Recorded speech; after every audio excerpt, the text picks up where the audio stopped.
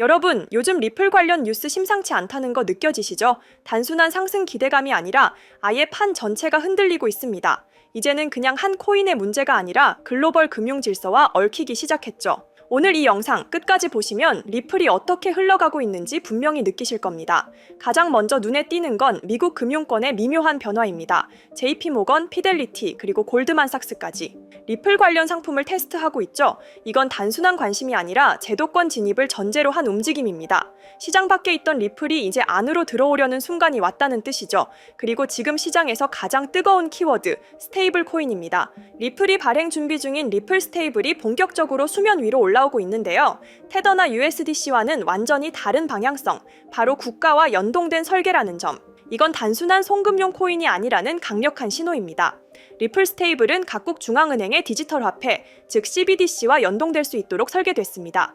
중동, 동남아 일부 국가에선 이미 테스트 이야기가 돌고 있죠. 리플이 스스로를 인프라로 포지셔닝하고 있다는 걸 의미합니다. 그 중심엔 송금이 아닌 디지털 화폐 체계 전환이 자리 잡고 있습니다. 여기서 또 하나 리퀴디티 허브 2.0을 빼놓을 수 없죠. 기관 대상 유동성 공급 플랫폼으로 리플이 직접 운영하는 구조입니다. 일본, 두바이, 싱가포르에서 이미 시범 운영이 들어갔다는 소식도 전해졌고요. 이제 실사용 기반이 하나씩 갖춰지고 있다는 겁니다. 최근에는 4개 글로벌 은행과 연동 계약까지 체결됐습니다. 이건 단순한 파트너십이 아니라 실질적인 금융 인프라에 리플이 들어간다는 뜻이죠. 즉 단지 블록체인이 아닌 새로운 금융 백본을 만드는 작업이 시작된 겁니다. 그 주인공이 바로 리플이라는 사실, 굉장히 상징적입니다. 온체인 데이터를 보면 더 흥미로운데요. 최근 2주 동안 리플 1억 개 이상이 대형 지갑 사이에서 이동했습니다. 그중 상당량은 OTC로 흘러 들어갔다가 다시 잘게 쪼개졌는데요. 과거 비트코인 ETF 승인 직전 똑같은 패턴이 나왔던 기억나시죠? ETF 이야기 다시 시장의 중심으로 떠오르고 있습니다. 프랭클린 템플턴이 리플 현물 ETF를 정식으로 신청했다는 해석이 나왔죠. SEC는 아직 입장을 밝히지 않았지만 내부 검토는 사실상 들어간 분위기입니다. 시점상 자금 흐름과 절묘하게 맞물리고 있는 상황입니다. 유럽도 만만치 않습니다. 리플은 미카 규제를 앞두고 프랑스 지사의 인력을 3배로 확대했습니다. 독일 핀테크 협회와는 공식 파트너십을 맺었고요. 이건 단순한 확장이 아니라 유럽 내 제도권을 정면으로 뚫으려는 시도입니다. 중요한 건 유럽 30개국에서 리플이 허용된 디지털 자산으로 등록됐다는 사실. 비트코인이나 이더리움보다도 빠르게 제도권에 진입한 셈이죠. 규제 장벽을 넘어선 암호 자산은 생각보다 많지 않습니다. 그 가운데 리플이 있다는 점 절대 가볍게 넘기기 어렵습니다. 이번엔 미국 정치권으로 시선을 돌려볼까요? 최근 트럼프 캠프 측에서 나온 발언이 굉장히 의미심장합니다.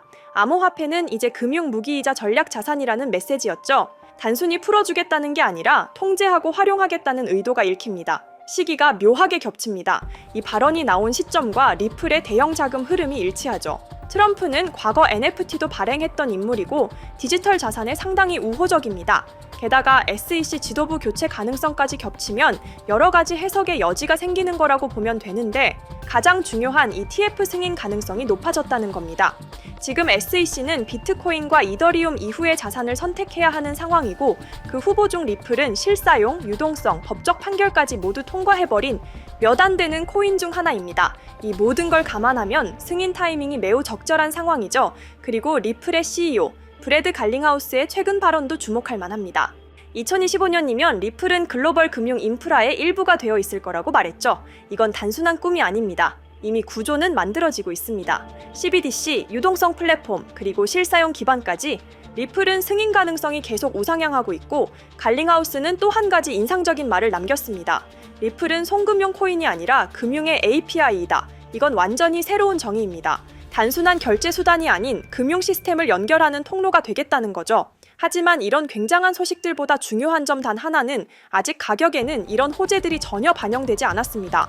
시장은 지금도 조용하고 리플은 오르내림 없이 횡보 중이죠. 하지만 조용한 지금이야말로 기관과 고래들이 움직일 수 있는 구간입니다. 과거 비트코인도 그랬고 이더리움도 그랬습니다. 지금은 저점에서 무슨 일이 일어나고 있는지를 알아보는 게 리플로 수익 볼 수 있는 핵심 요소 중 하나입니다.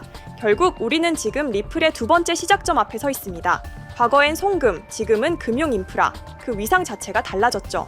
글로벌 질서 속에 편입되고 있는 몇 안 되는 자산 중 하나, 지금 이 조용한 흐름이 결국 가장 큰 변화로 이어질 수 있습니다. 하지만 리플에 좋은 소식이 나온다 한들 결국 시장의 호재거리들이 받쳐주질 못한다면 리플의 가격도 호재를 반영한 상승력이 나올 수가 없습니다. 현재 세계 시장의 흐름을 쥐어잡고 있는 게 누구예요?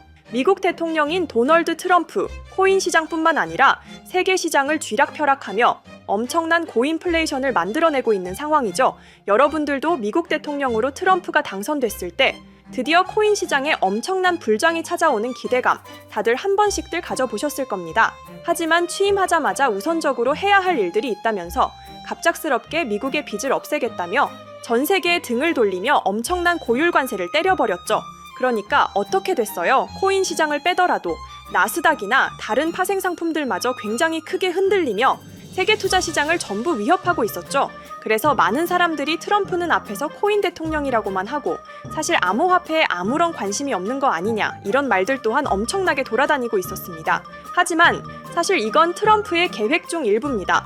트럼프는 계속해서 미국의 부채를 만들어낸 전 대통령 바이든 정부를 매우 혐오하고 있었죠. 심지어 24년 기사를 보면 일본보다 미국 부채가 심각하다는 팩트도 나와 있습니다. 트럼프가 행정명령을 발표할 때 암호화폐는 우선순위가 아니며 일단 먼저 해결해야 할 일이 있다는 게 바로 미국의 빚을 갚는 일인 겁니다. 그런데 이 어마어마한 빚을 갚을 때 가장 쉬운 방법이 뭔지 아십니까? 바로 미국 채권 가격을 올리는 겁니다. 보통 채권은 주식시장과 반대로 가는 거 알고 계시죠? 트럼프가 고율 관세로 시장을 위협하는 이유. 네, 맞습니다. 트럼프는 전 세계 증시를 무너뜨리기 위한 어쩔 수 없던 선택이었다는 거죠. 그래서 사실 고율 관세도 트럼프 입장에선 자국을 위한 반강제적인 행동이라고 봐야 합니다. 하지만 여기서 연준 의장 제롬 파월과의 대립도 일어나게 됩니다. 트럼프는 연준 의장에게 금리 인하를 하라며 직접적인 압박을 넣고 있는 상황인데요. 지금처럼 인플레이션 재발 우려가 심각한 상황에 연준의 금리 인하는 쉽게 진행할 수 없습니다. 잘못하면 스태그플레이션, 경기 침체 속 물가 상승이 나오게 된다는 거죠. 이렇게 나오면 전 세계는 고인플레이션으로 인한 노동시장 악화와 엄청난 물가 상승, 그리고 경기 하강에 진입할 수 있는 심각한 상황이기에 금리 인하조차 맘대로 할 수 없는 거죠. 결국 암호화폐 시장 상승에 가장 필요한 핵심은 미국의 부채의 해결 시기가 가장 중요할 겁니다. 현재 미국 부채는 36조 달러, 원화로 계산하면 5경 원이 넘어가는 어마무시한 금액의 빚을 보유하고 있습니다. 하지만 다시 한번 트럼프의 행정명령을 보면 이런 말을 한번 한 적이 있죠. 미국을 암호화폐 수도로 만들겠다라고요. 실제로 트럼프는 매번 비트코인 관련 행사를 꾸준히 참석할 뿐더러 백악관의 암호화폐 부서도 만들 만큼 지금 전 세계 대통령 중 누구보다 암호화폐를 긍정적인 시선으로 바라봐주는 인물인 것도 팩트입니다. 심지어 미국 백악관 내에서는 비트코인 관련 법안, 전략적 비트코인 준비금과 디지털 자산 비축 대통령에 대한 법안을 보강하고 있는 상황인데요. 신시아 루미스 상원 의원은 미국 부채에 대한 유일한 해결 방안으로 비트코인 법안을 제안하기도 했으며 이게 유일한 해결책이 될 것이라며 코인 자체를 띄워주기도 하고 있습니다. 심지어 세계 최대 규모 사모펀드인 블랙록에서도 이런 불안정한 시장에서 비트코인 ETF를 16일 연속 꾸준히 유입하며 비트코인에 엄청난 금액을 쏟고 있는 상황. 그리고 고율 관세에 대응하던 중국이 나오면서 트럼프가 먼저 중국의 관세는 내릴 것이라며 중국에게 먼저 관세 관련하여 꼬리를 내린 트럼프, 제가 감히 현재 계획을 유추해보면 슬슬 트럼프가 원하는 대로 이루어져 가고 있고 행정명령에 서명한 이상 무조건 지켜야 하는 법안, 암호화폐의 성장 가속화, 이제 암호화폐의 차례가 온 겁니다. 그렇다면 우리는 무엇을 해야 할까요? 바로 암호화폐 시장의 상승 대비와 함께 어떤 코인이 상승할지, 어떤 테마를 타야 할지 이걸 알아야 한다는 거죠. 트럼프가 친암호화폐를 선언하며 트럼프 가문, 일명 트럼프 패밀리는 많은 알트코인을 매입하고 있습니다. 심지어 본인 이름으로 걸었던 오피셜 트럼프와 와이프 이름을 건 멜라니아 밈코인, 생각보다 트럼프 가문도 코인의 진심이라는 거죠. 그래서 무엇을 담아야 큰 수익이 나올 건가?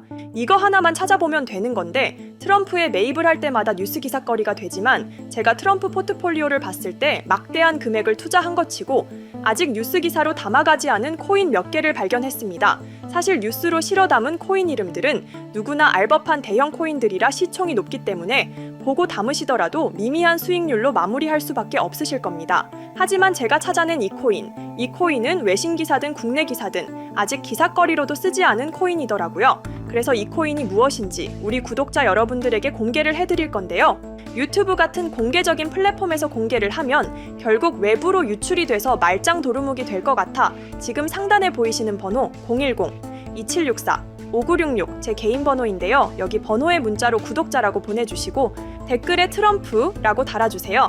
댓글까지 다는 이유는 저희 채널 구독자분이신지 확인하기 위함이고 만약 종목 공유를 받으시더라도 우리 비밀같이 지키자고요. 결국 외부로 유출이 되면 우리가 얻을 수익률은 그만큼 줄어들게 분명하니까요. 물론 제 시나리오가 틀릴 수도 있지만 지금까지 트럼프의 행보를 봤을 때 사실 말도 안 된다는 헛소리라고 생각하시는 분들은 없으실 것 같아요. 그래서 제 코인 경력 10년을 걸고 이 코인 정말 대박이 나올 확률이 굉장히 높습니다. 사실 이것도 이번 한 번밖에 못 담는 기회거든요. 그래서 제가 드리는 종목 담으시고 다들 큰 수익 얻어가셨으면 좋겠습니다. 그럼 오늘 영상 여기서 마무리하고 다음에도 리플에 관한 좋은 정보들, 호재거리들 여러 가지 담아서 영상 만들어 볼 테니까 다음 영상도 꼭 시청해 주시면 감사하겠습니다. 그럼 좋은 하루 보내시고 오늘 영상 여기서 마무리하도록 하겠습니다. 감사합니다.